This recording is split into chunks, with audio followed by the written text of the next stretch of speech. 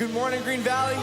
Isn't that such a great message? Whatever your politics are, we all know that we can unite under one God, and that is Jesus Christ. Amen? Amen. Stand with me. Let's worship together.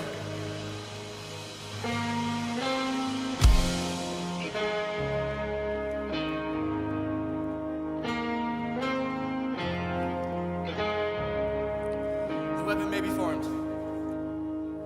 The weapon may be formed, but it won't prosper. When the darkness falls, it won't prevail. 'Cause the God I serve knows only how to triumph. My God will never fail. My God will never fail. I'm gonna see a victory. I'm gonna see a victory. For the battle belongs to you, Lord. I'm gonna see a victory. I'm gonna see a victory. For the battle belongs to you, Lord. Oh,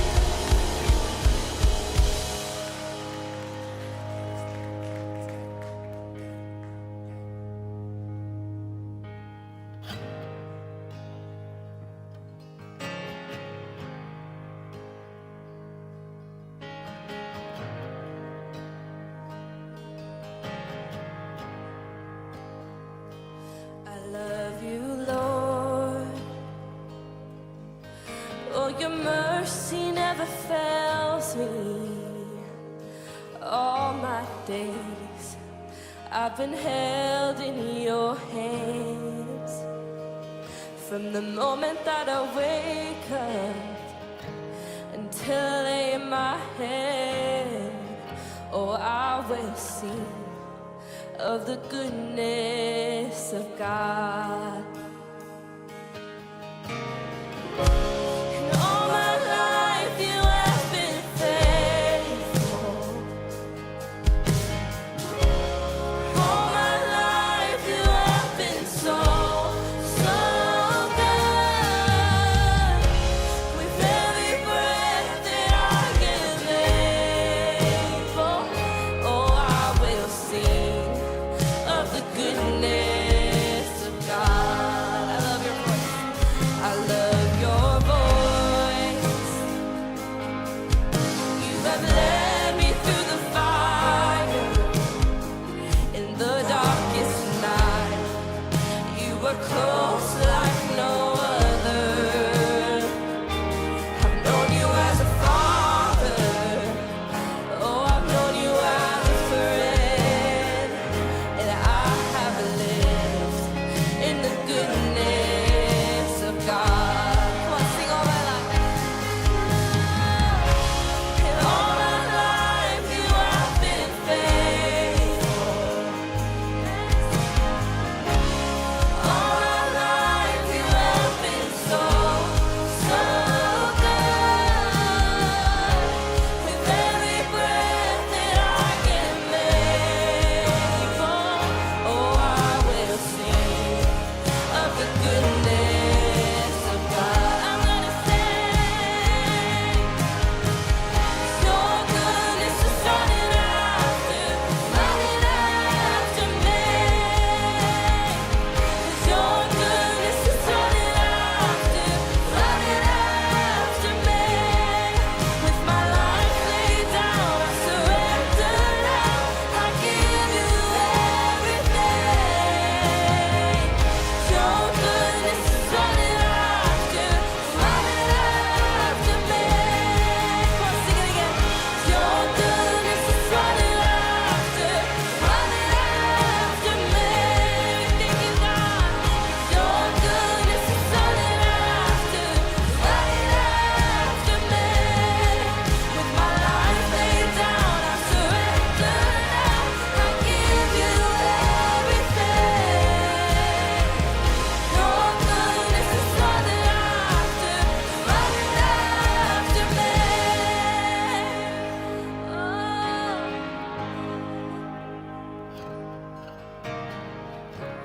And all my life you have been faithful. All my life you have been so, so good. With every breath that I am able, oh, I will sing of the goodness of God. Gonna sing, oh, sing it again. And all my life you have been faithful.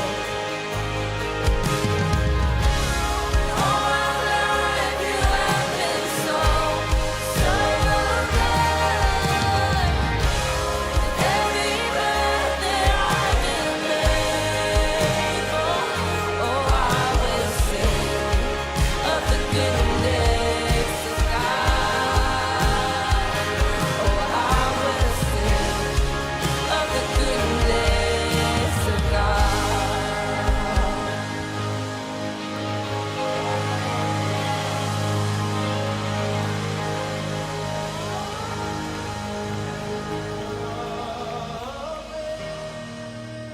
Sing grace, how sweet the sound that saved a wretch like me. I once was lost, but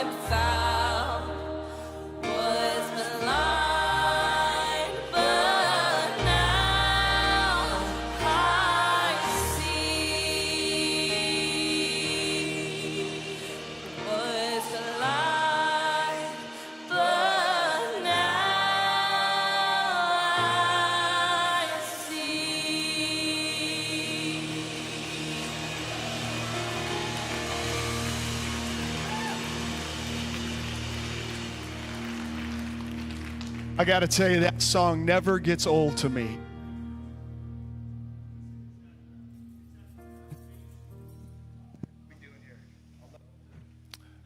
Here we go. All right. It's at the foundation of who we are as Christ followers.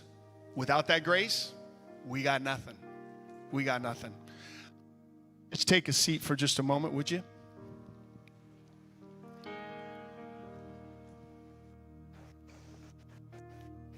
This is a day that we honor our country. And a lot of you have a lot of fun things planned today. And I think that's important to do that, to take advantage of that. But today, we wanted to take a moment and acknowledge the sacred parts of today. You know, there's two gifts that God gave to mankind that are the greatest gifts that he could ever given. One we just sung about, the gift of grace. Without that, we have nothing. And that was all God. But he also gave us something else, freedom. And freedom is a powerful gift that he's given to us. And if you look at the beginnings of our country, it was begun on the idea of freedom. And if you look at the written constitutions and the bills that have been passed and the Pledge of Allegiance and songs that are sung, they're all sung with the idea that this freedom is under God. It's been given to us by God. As a country, we haven't always lived up to the ideas of this freedom in its full capacity. Even today, our world is divided by certain issues on this particular thing. But the idea is there. And I think as Christ followers, it's important for us to acknowledge those two gifts. The first one, God's grace, and then freedom that's been given to us to worship and assemble like this without fear of government telling us what to do. It's a wonderful thing. But with this gift of freedom comes a responsibility as individuals. And I think even more so as Christ followers. Because we're instructed by Jesus and Paul to pray for our leaders, our country, those who are in charge of us. And I know for sometimes when we're on the opposite side of the aisle politically with somebody that's in office, we struggle with that. But remember when Paul wrote that, Nero was in charge. As Christ followers, it's our job to maintain the integrity of what freedom and grace is all about by praying and asking God to bless our country, to help our leaders fall in line with God's wisdom and to submit themselves to that. And if we don't do that as Christ followers, then we're not doing part of our responsibility to the gospel and to these two wonderful gifts of grace and freedom. So today we want to take a moment. We want to pray for our country. We want to pray for our leaders. This is one of our elders. His name is Marv Eckert. Would you just welcome him real quick to the stage here? Marv's an amazing, and he has a gift, and the to get us a new mic. Okay, we'll get this right. So Marv has an amazing gift to write prayers.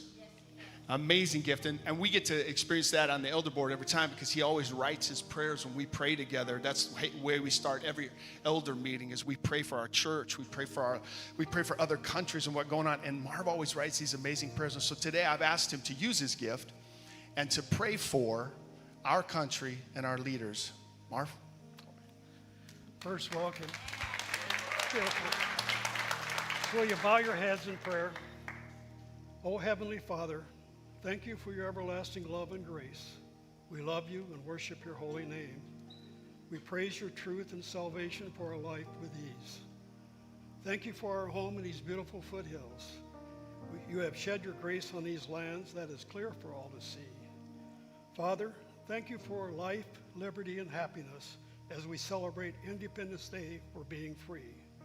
We are blessed to be called your children and live in one nation under God as meant for us to be. Father, forgive us for our transgressions and sinful lost ways, a nation with division, uncertainty, violence, and fear. May we turn to you for guidance in all things and for all days. Father, we pray that you will give our leaders wisdom and courage to lead the nation and people all. May they walk in humility and serve with integrity as their one true call.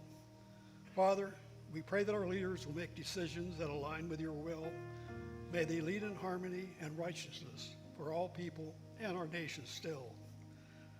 Father, strengthen our faith and bring peace with your healing powers to shine on all in need. We pray the world will come to know Jesus as Lord and see your glorious light of hope and mercy indeed. Father, we trust in the Lord for all things, as it is said, for the kingdom belongs to the Lord, and he rules over the nations. May your glory shine on all with love and hope that it brings. Father, may your light and truth guide us to seek purpose in our call. May we follow your word and grow your kingdom of righteousness and justice for all. In the name of Jesus, we all say, amen.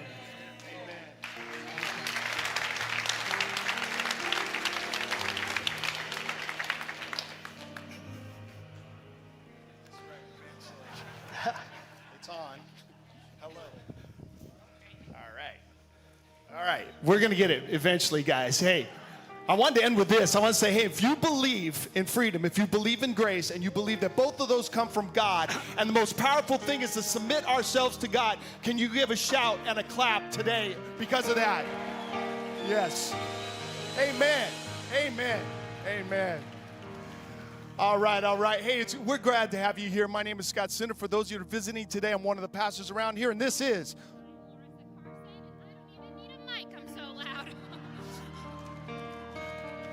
Okay, we're going to do this together. We're going to share the mic. So right now is our time that we take a moment to do our tithes and offering. There's all kinds of ways you can give. You can give through our app. You can give online, or you can give in the generosity boxes that are out there. Listen, everything that you do here, that you give, goes to propel the gospel in our community, to make things work. We want to thank you for your generosity in doing that. For Kelly and I, every time that we get paid, our first tenth comes off to God, because it puts us in line with who is the provider of what he gives us. So I want to say thank you for that, guys, and you doing that sacred moment of giving as well. But we got some cool things that are happening. Go ahead, Larissa. Yes, this month of July is crazy. We're so excited. Next week we have our high school camp, so we'll have high schoolers all here. Woohoo! And then 2 weeks after that, kids. A week after that, junior high. And so we have had kids signed up. We've had leaders sign up. So thank you if you've done that. We just want to keep promoting it. We can sign up till the day we start. You know, we want to bring those kids in. But also, if you're wanting to volunteer,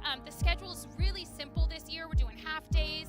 High school camp is just a couple days. And so I just want to encourage you, if you have an hour even of your time to come and hang out with kids, you can play dodgeball with kids. If that scares you, because it scares me, we have kitchen stuff. We need to cook them meals. We have so many things that just need some extra hands and help. So if you're interested, of course, come talk to any staff member, but also online, it's really simple to sign up. If you've served at a camp before, you know, or maybe you went to a camp as a kid, those connections last for a really long time. They remember the person playing dodgeball with them and being goofy with them. They remember who cooked them pancakes, right? And so we just want to make these kids feel welcome. So sign up, and then, of course, keep bringing those kiddos to us. So we're excited. John's going to be giving the message today, and he's going to be talking about Joseph. And we're so excited you're here today on this holiday. Good job getting to church. That's awesome. I love that everyone's here. So why don't you stand up and say hi to anyone around you as John comes up.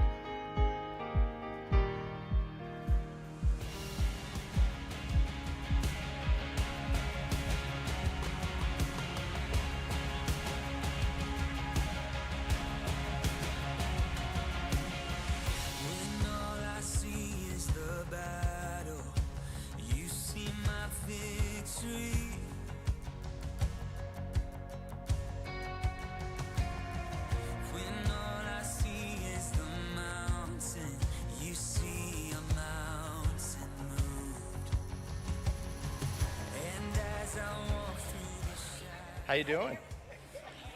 Good morning. Hey, could we thank Marv again for just that amazing prayer? So it's really great to see you all this morning. My name is John, and I'm one of the pastors here at Green Valley. And I hope you have some great plans for your 4th of July celebration after, maybe a barbecue. You know, you can't talk about the 4th of July without thinking about the hot dog eating contest in Coney Island, right? I don't know if any of you follow that, but Joey Chestnut, that's a great name, is trying to break his record from last year of eating 75 hot dogs. Yeah, exactly. I know people that haven't eaten 75 hot dogs in their lifetime, and he did it in one sitting. So I'm sure you'll be tuning into that later today. But so we're in this series right now. It's a great series that Scott kicked off several weeks ago, but it's called Once Upon a Time, where we're looking at just amazing stories and amazing people in the Old Testament who, because of their courage, did incredible things for God to further God's redemption plan for the world. And that's been kind of the theme through this whole series that we're looking at, is we're looking at this idea of courage, that courage is the basis for every one of these stories. And so Scott made a statement that I think is really important, that is kind of the tie for all of these stories that I want to put on the side screen, because we see it in every story. And it's simply this, is that one single act of courage can set in motion something extraordinary. And this is what we've seen in these stories so far, when we started with Esther, and then he talked about Jonathan and that amazing story and Jonathan's courage. And then last week I talked about Ruth and her courage. And today I want to talk about this idea that the actions of courage in our lives can lead to extraordinary faith. And the way we're going to look at that is this amazing, faithful man by the name of Joseph. Now, Joseph is a huge story. If you're interested in reading it, if you haven't before, and even if you have, I'd really recommend doing that. You can find it in Genesis 37 through 50. So it's quite an intense amount of reading, but there's story within story within story. So I could never begin to tell the whole story today, but I would really encourage you reading through this story, because it's an amazing story of faith. If you have the Green Valley app, you can always open that up too and follow along, because some of the notes you can and fill-ins are on the app, and it's a great way to stay connected here. But in a nutshell, when you're looking at the story of Joseph, Joseph was the son of Jacob, so he's in line, descendants of Abraham. So this is this promise to Abraham that he's going to build a nation through Abraham's descendants and beyond, to bring God's kingdom and redemption to the world. So Joseph is Jacob's son, and he's one of 12. There's 12 brothers here. But the thing about Joseph is that he is the favorite. Any of you with your siblings, the favorite? Any favorites in there? I am definitely the favorite. By all means, I am the favorite. To the chagrin of my siblings, if any of them are listening right now, I am definitely my parents' favorite. I'll just say that right now. And I'm not shy about it. So anyway, he's the favorite, right? And so these brothers are jealous of Joseph because he gets all the cool stuff. He gets the cool clothes. He's got the coat of many colors. He got an iPad. He gets, all kinds of cool stuff that they don't get. So they're jealous of him, and so they start to plot to get rid of him, I was thinking about that because my brother was so struggled with thinking I was so spoiled that one time we went through this season where he started telling me that I was really not part of the family, that I was adopted, and my real name was Frank. That's what he told me. And the sad thing is I believed him. To this day, if I hear a name Frank yelled out, I'm usually looking around thinking, was that me? He did a lot of damage there for me. But so these guys really had this issue with Joseph, so they decided to get rid of him. And what they do is he gets sold into slavery.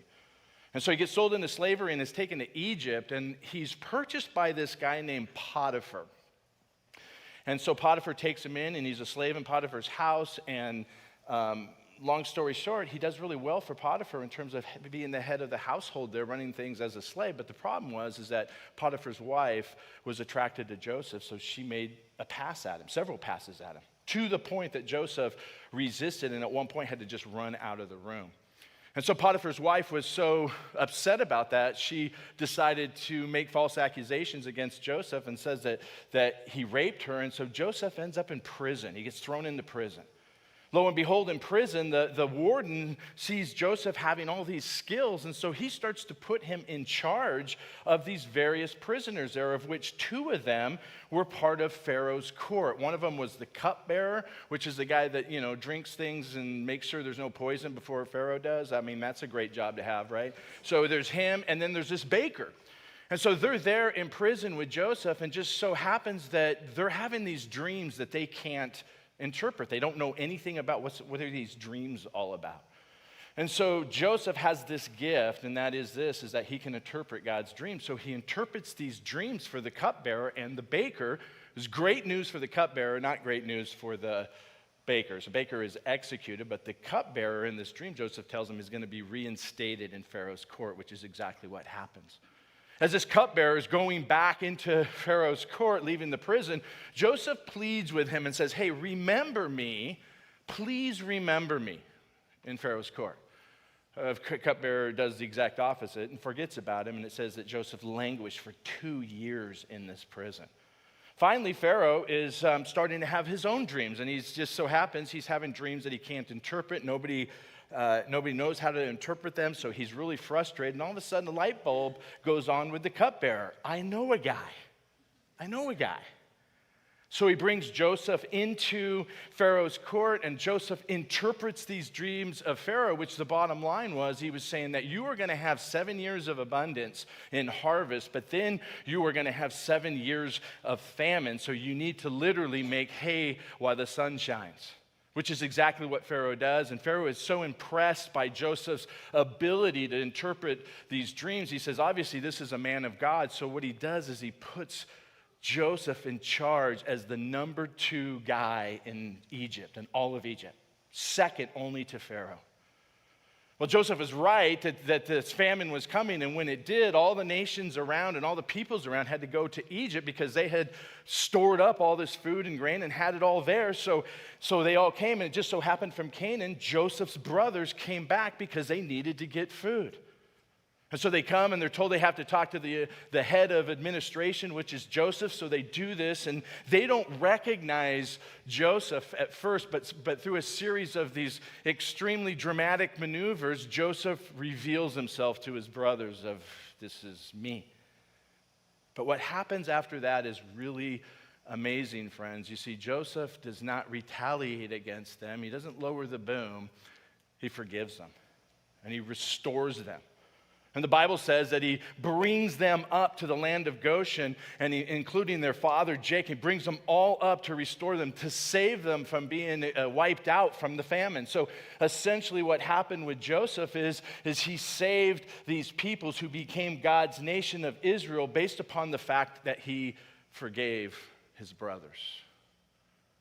And then the capstone of the whole story is found in chapter 50, verse 20, when Joseph says this to his brothers, because they're flabbergasted that he would actually forgive them. He says, you intended to harm me, but God intended it for good, to accomplish what is now being done, the saving of many lives.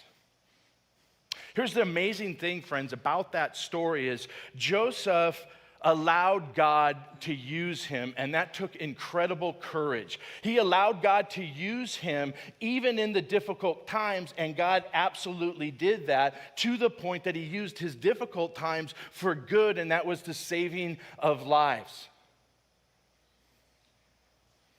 See, the thing about it is for us, friends, is that we can go through difficult times and pray one of 2 ways. We can pray, God, why me? Or God, use me. It's one of 2 choices. We can be going through hardship saying, God, why is this happening to me? Or we can say, God, use me. And I'll tell you this, is that Joseph shows us in faith that when we pray the latter, when we're willing to have the courage to say, God, use me, that is exactly what he will do. And he will do amazing things in us and through us because of that. We celebrate that around here all the time. And all of these amazing leaders and volunteers, even in tough times, that said that prayer, God, use me. But there's one other prayer that I just want to sit on for a few moments today for the rest of this message. There's another important prayer that Joseph shows us that I believe that we have to pray in order to stay strong in our faith as we navigate life every single day. And here's the prayer that I think we all have to pray. God, protect me. God, protect me. God, protect me from falling to the temptations in my life that could potentially derail my faith because they come at us all of the time.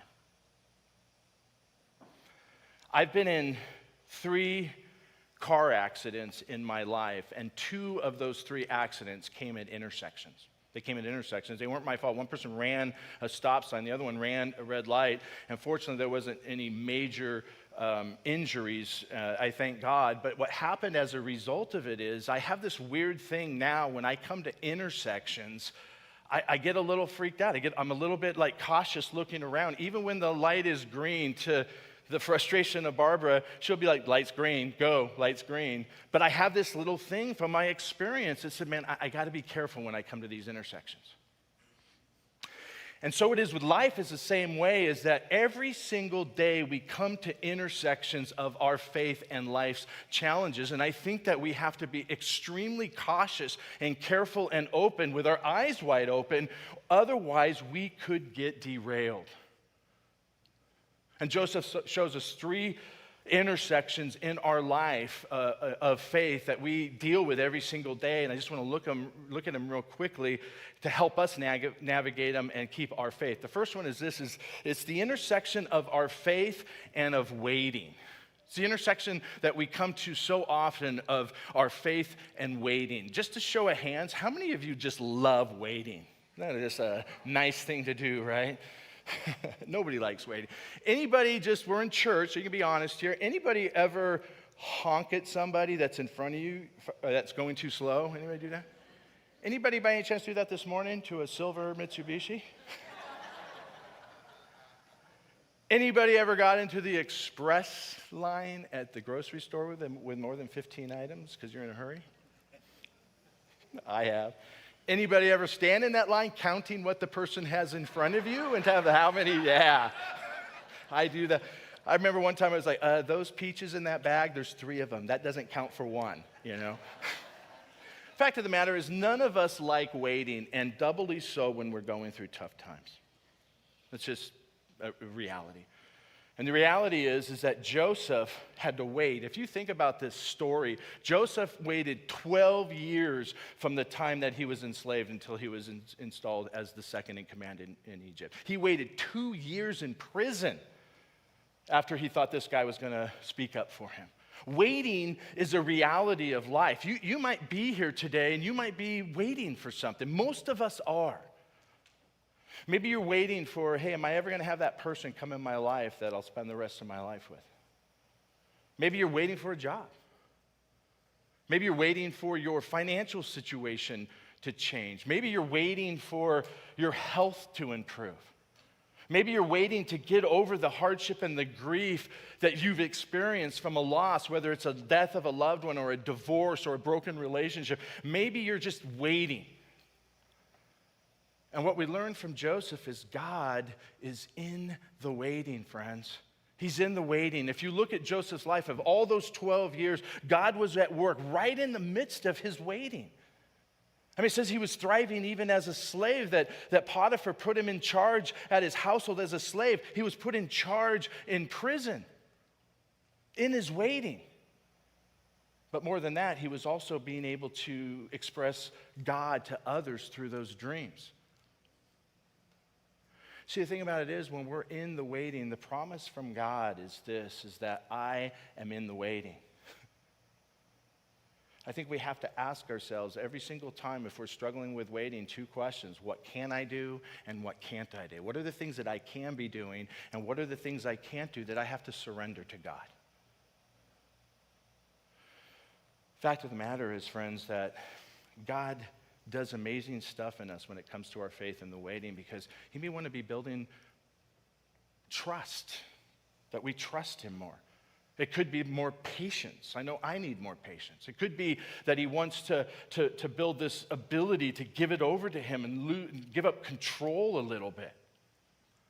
Whatever it is, friends, we have to be reminded that God is in the waiting, and we have intersections of faith and waiting every single day. And this is the prayer: God, protect me from losing faith while I wait. Second intersection that we come to every single day or regularly in our lives is the intersection of our faith and hurt. It's the intersection of our faith and hurt. You know, the basis of life itself is the relationships that we have. God gives us amazing relationships in life. It's the greatest gift that we have. But here's the thing, and they have the greatest influence on us, but here's the thing: people are going to let us down. People will let us down. That's just the fact of the matter. They will. And we will let others down. If you think about this story, Joseph had the trifecta of people in letting him down. Think about it. Number one is he was betrayed. Have you ever been betrayed by somebody? His brothers literally betrayed him. And then he was slandered. Have you ever had somebody lie to you, tell stories about you, tell them to everybody else? Have you ever had that happen to you? Then he was abandoned. He was abandoned where this cupbearer who said he was going to remember him forgot about him completely. Have you ever been in a situation in your life where you were counting on somebody and they let you down?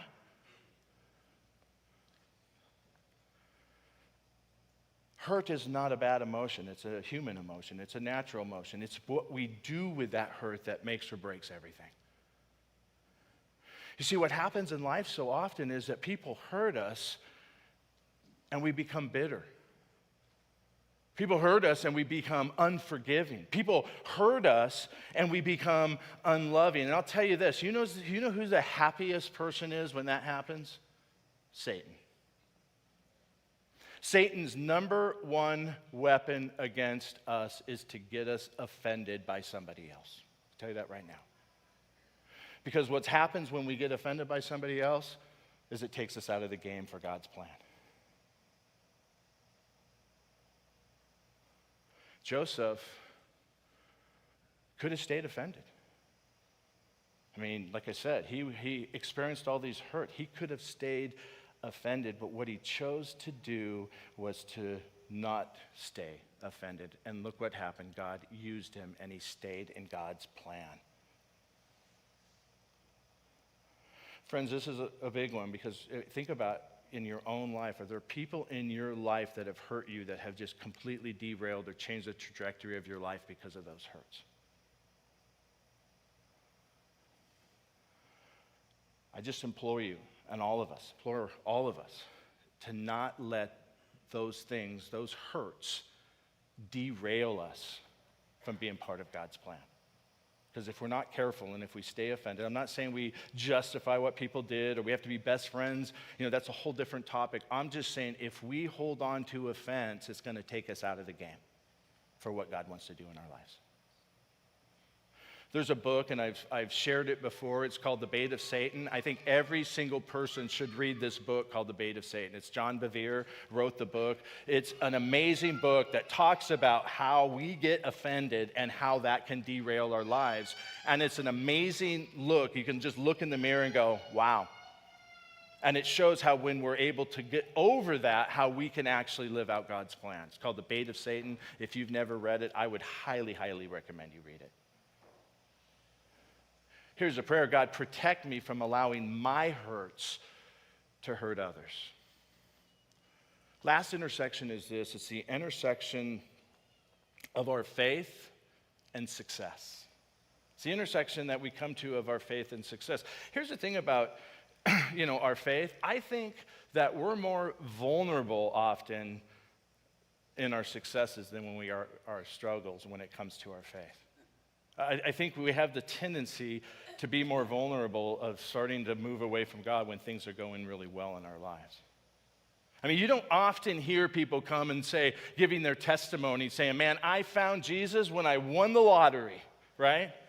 You don't often hear people say, man, I turned it all over to God when my stock hit 300 a share, right? That's not usually where people find God, because so often people look at God and say, hey, when things are going well, do I really need God?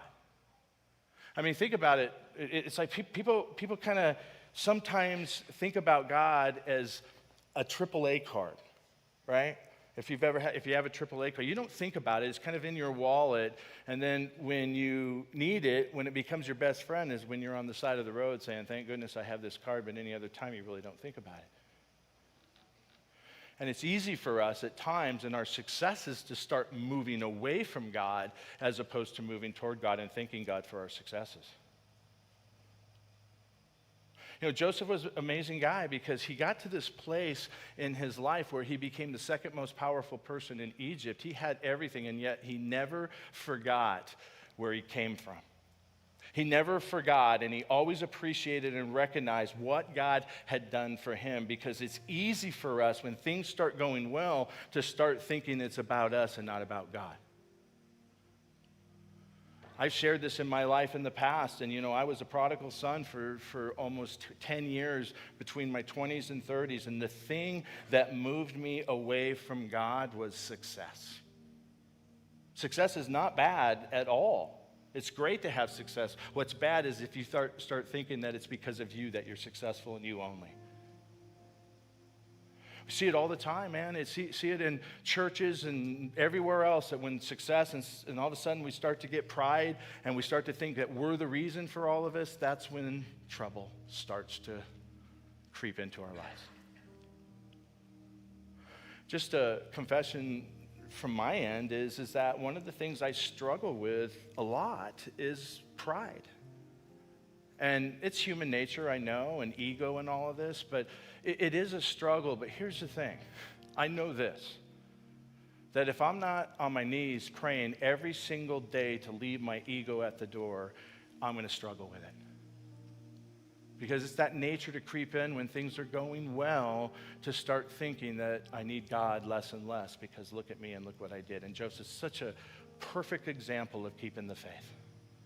Saying, God, you're the reason I'm here. There's this amazing sculptor, Louis Taupin, who became very successful in his career. He made bronze statues, basically, these just amazing pieces of art. And so his pieces of work started to become worth like tens to hundreds of thousands of dollars. And at the height of his success, he was interviewed by a magazine in his studio in Santa Fe, and they were asking him if he had, do you have a particular piece of art that is the most important to you? And he says, I do, and it's right here in my studio. And he walked over and he got this bronze sculpture. And it was a man that was drunk, laying in a gutter in a street. And he says, this was me before God. This is where God found me. And he says, with all of these successes, I look at this every single day to remind me that it was God that got me here, not me. And I think it's so important for us to remember, even in our successes, that it's all to the glory of God. This is the last prayer is, God, protect me from allowing my success to take my focus off of you. Friends, every single day, we're going to come to the intersections of our faith and our life. And I just want to encourage us all, is we have to keep the faith. And the best way to keep the faith is to be reminded of God's faithfulness to us. And the best way to be reminded of God's faithfulness to us is to do communion. And that's what we're going to do right now, is we're going to share communion together, and we're going to be doing it family style. I'm going to ask the ushers to come forward here as they get prepared for us to do this, and I'll explain the family style here in a moment. But Jesus was sitting the night before he went to the cross with his disciples, knowing that they were going to face these intersections, not just the disciples, but all believers, and the challenge of their faith. And so what he did is he wanted to remind them of God's faithfulness to them. And so he took bread and he broke it, and he thanked God, and he broke the bread, and he said, this is my body that's broken for you. And then he went on and he took a cup and he thanked God for the cup and blessed the cup, and he said, this is my blood that is shared. This is shed for you and for all. And this is the new covenant. And what Jesus was saying by that act is, I am all in for you. Will you be all in for me? Because basically what Jesus was saying is that in Christ, you not only have his presence, but you also have his power. The power to keep your faith strong in the waiting. The power to keep your faith strong even in your hurts. The power to keep your faith strong and be grateful even in your successes. And so as we come here today, what we want to do is remember. We want to remember. You're going to leave here and you're going to hit all of those intersections again. And we just have to be reminded of God's faithfulness to us. So what we're going to do is Rob's going to be leading us in some worship, but what we'd like is that we're going to come up, and you can come up with your family, and you can take the elements, you can take the bread, take the cup, and then you can go back to your seats. You could go over to the sides over there, wherever you want to do it. Just keep this open so people can come and get their elements. What we want to do is allow you to just take this on your own time and to just be thinking about those things. Maybe you're in the waiting right now, and you're saying, hey, God, I just need to be reminded that you're in the waiting with me. Maybe you're dealing with some hurts right now, and it reminds us that Jesus was hurt. He was betrayed. He was slandered against. He was abandoned, and yet he still fulfilled God's plan. Or maybe it's that God has been great to you, and you're successful, and you just want to come back to the table and say, God, thank you, because I know it's because of you that I have experienced this. Whatever it is, just come up. And I'll tell you this, if somebody's sitting by themselves and alone, maybe invite them into your group to take communion together, because communion is a family thing. We do this together. But let's just take this time right now, and then Rob will do some worship.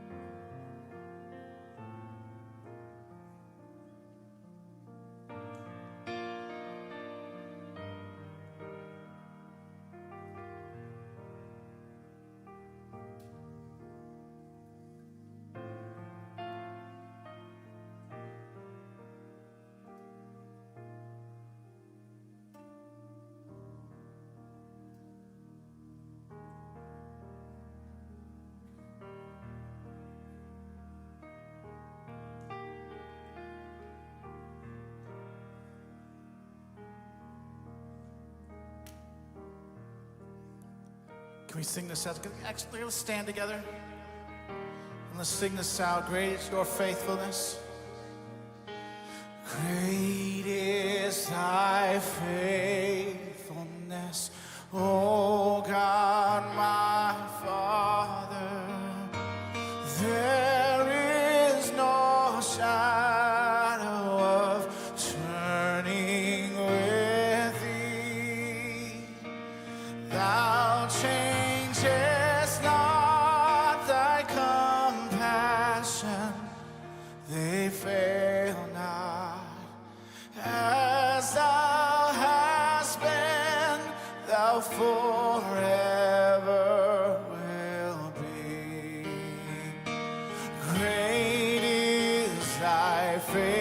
faithfulness. Great is thy faithfulness. Morning by morning, new mercies I see. Thou change needed, thy hands hath provided. Great is thy faithfulness, Lord, unto thee.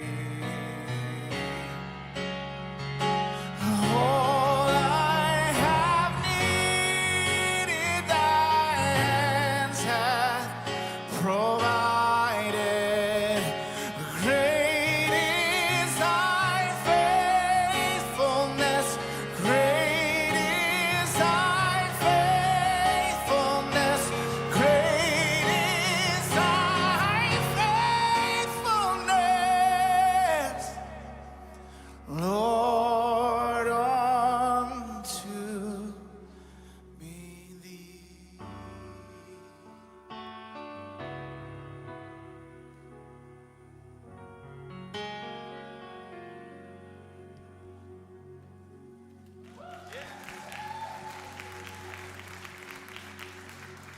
Great song, great job singing. Hey, a couple things before you go, guys.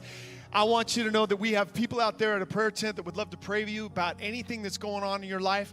Their job is to pray. If you don't want to reveal what it's about, that's fine. You just say, I need some prayer. If you want to share what's going on, great. But they have a gift of prayer. Utilize that at the prayer tent. Second thing is this. We got some popsicles, red, white, and blue popsicles on the way out to kick off your day. But here's my challenge. I got one challenge for you. Have a blast, okay? Have a great day. Have fun with family and friends.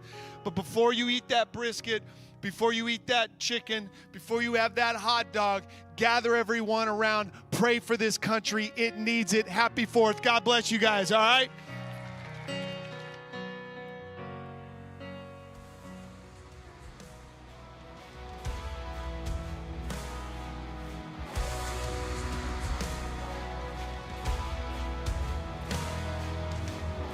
Miracles when you move, such an easy thing for you to do. And your hand is moving right now. You are still showing up at the tomb of every Lazarus. And your voice is calling me out. And right now, I know you're able. And my God, come through again. You can do all things.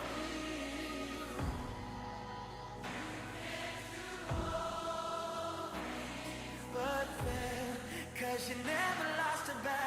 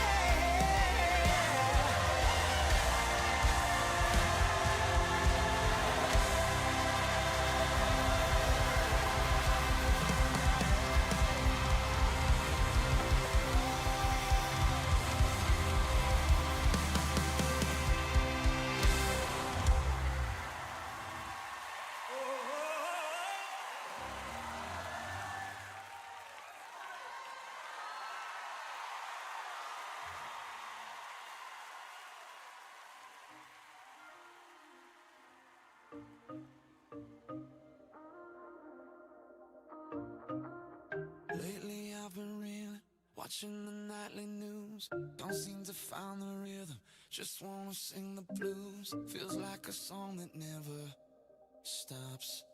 Feels like it's never gonna. Gotta get that fire back in my bones before my heart turns into stone.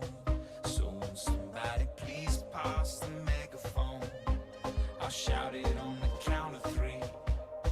1, 2, 3. Oh, hear my prayer tonight. I'm singing to the sky. Give me strength to raise my voice. Let me testify. Oh, hear my prayer tonight. 'Cause this is do or die. The time has come to make a choice. And I choose. Let it move.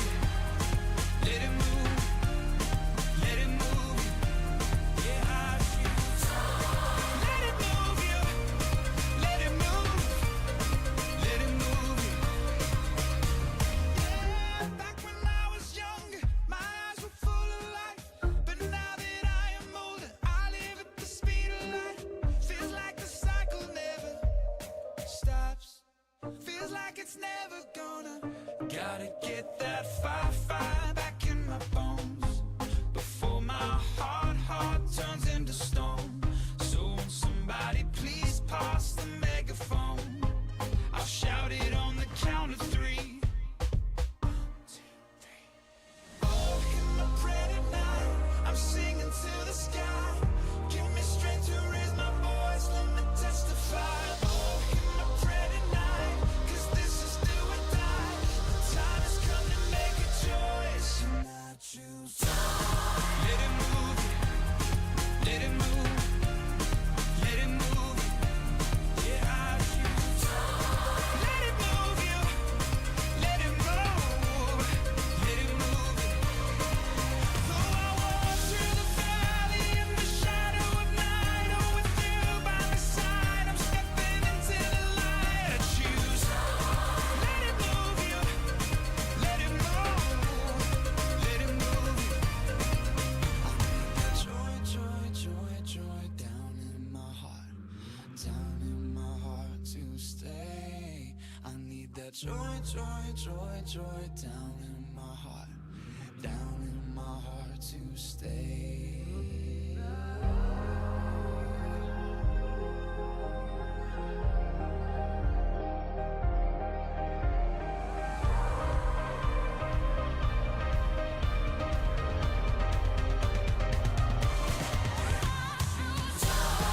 Let it move you.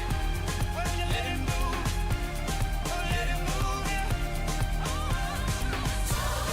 Let it move you. Oh, let it move. Let it move you. Though I walk through the valley in the shadow of night, oh, with you by my side, I'm stepping into the light. I choose. Go let it move you. Go let it move. Go let it move you. Joy, joy, joy down in my heart to stay. I need that joy, joy, joy, joy down in my heart to stay.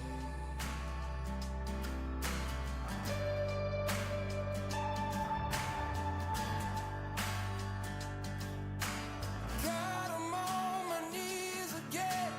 God, I'm begging, please again. I need you. Oh, I need you. Walking down this desert road, water for my thirsty soul. I need you. Oh, I need you. Your forgiveness is like sweet, sweet honey on my lips, like the sound of a symphony to my ears, like holy water on my skin.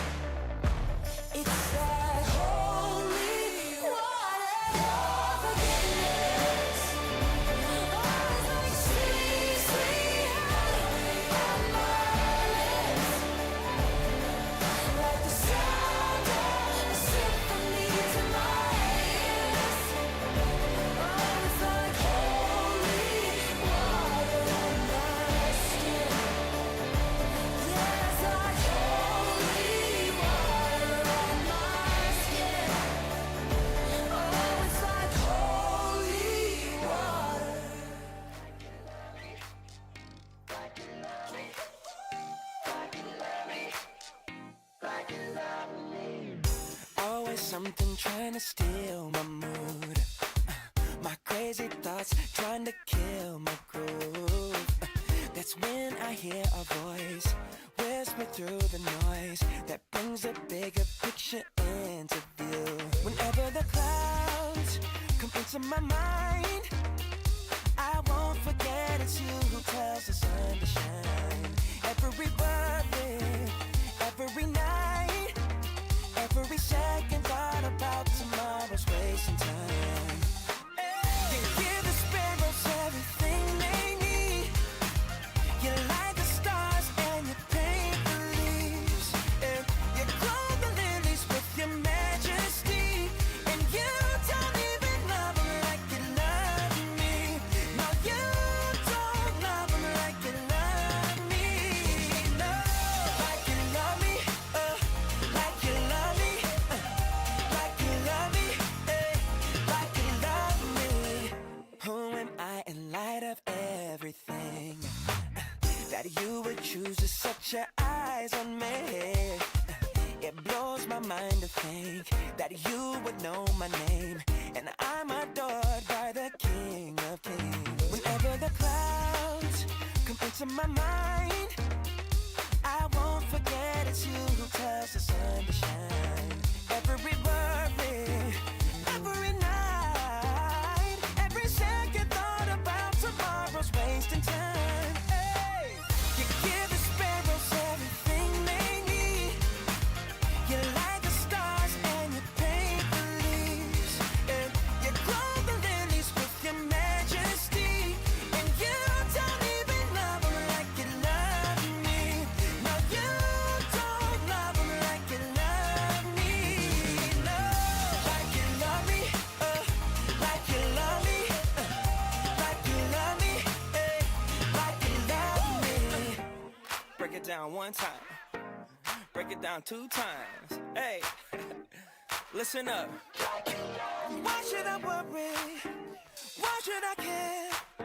'Cause nobody loves me, no. Like you love. Why should I worry? No. Why should I care? Every second thought about tomorrow's wasting time. You give the sparrows everything they need. You light the stars and you paint the leaves. And you clothe the lilies with your majesty. And you don't even love them like you love me. No, you don't love them like you love me. No, like you love me, like you love me, like you love me, like you love me, like you love me, like you love me. Nobody holding in midnight hour like you love me. Nobody loves me like you love me.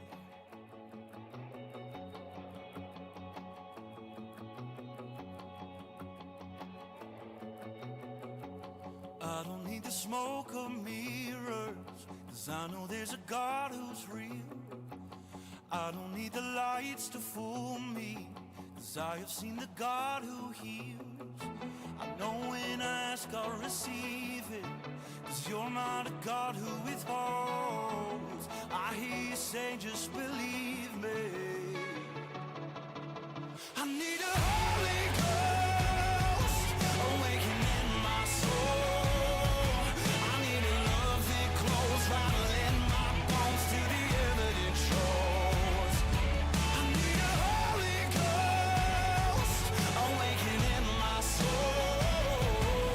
I need a heart on fire that'll never grow tired. Wherever I go, I need a Holy Ghost.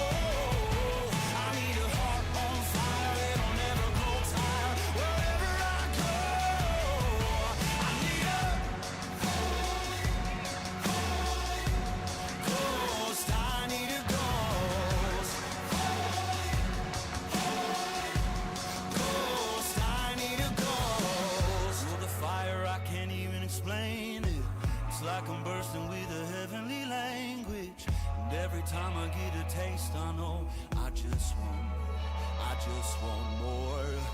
You're the kingdom that's been growing inside me. It's like a lion's roar that wants to revive me. And every time I get a taste, I know I just want more. I need a Holy Ghost awakening my soul. I need love that grows right in my bones till the evidence shows. I need a Holy Ghost awakening my soul. I need a heart on fire that'll never grow tired. Wherever I go, I need a Holy Ghost. I need a ghost. Ghost. I need a ghost. Ghost. I need a ghost. Ghost. I need a ghost.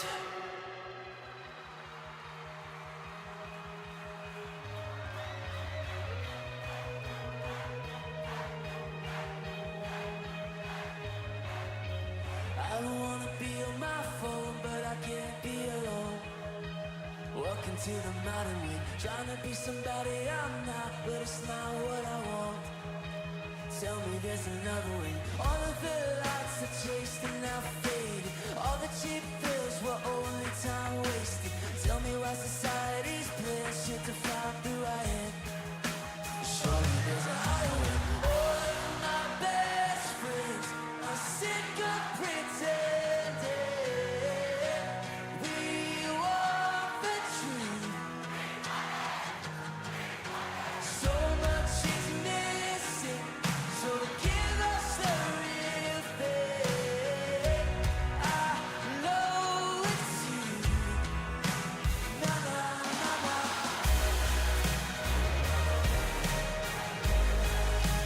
Na na na na.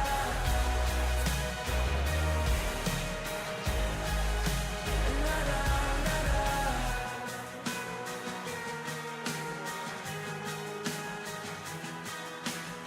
I don't want a stereotype to decide who I am.